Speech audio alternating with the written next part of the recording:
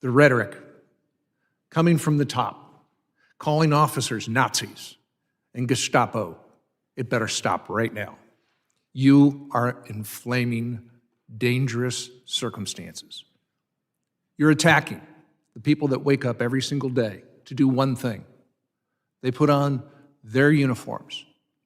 They put on their star, and they are paid to do a job that is to enforce the laws of this country, the laws that have been passed by those that have been elected by the people of this country. Those are the laws that we in this nation built over decades and centuries to respect the civility of our behavior. They're doing so because of one reason. They're not doing it, and I'll tell you why. They're not doing it for the money, as these three gentlemen can attest to. They're not doing it for the glory, as these three gentlemen and others will attest to.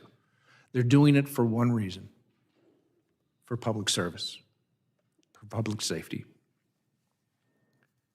In my 11 years, I've had the distasteful job to sign more than 2,300 condolence letters to officers, to deputies, to the agencies that they represent.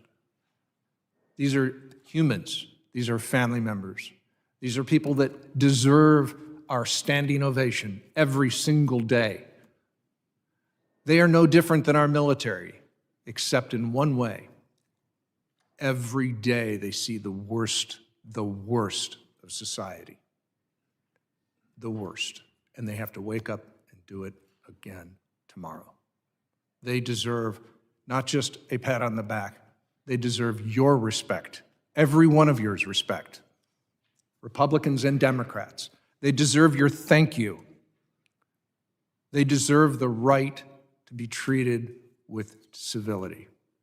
And when you, in this body, choose not to do so, you disrespect them, you disrespect yourself, you disrespect the citizens in your district, the people that elected you. It's appalling. And I implore you, all of you, to throw down those barriers of partisanship and recognize that our nation has threats.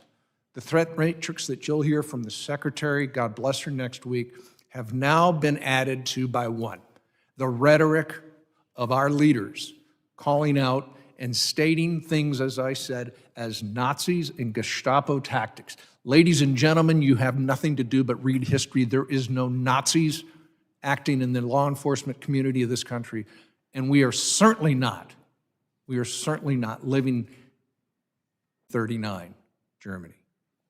And when I hear it, I cry.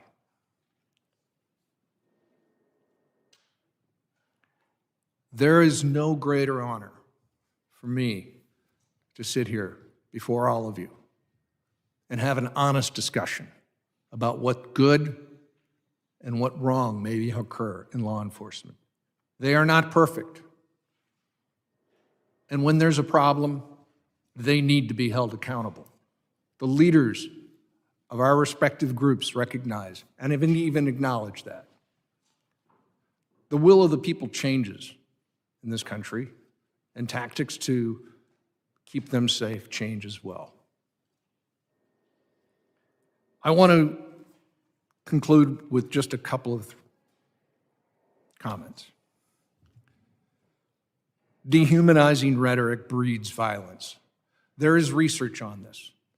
Professor Pape at the University of Chicago will release a study next week that shows exactly what I'm talking about. It doesn't motivate your base.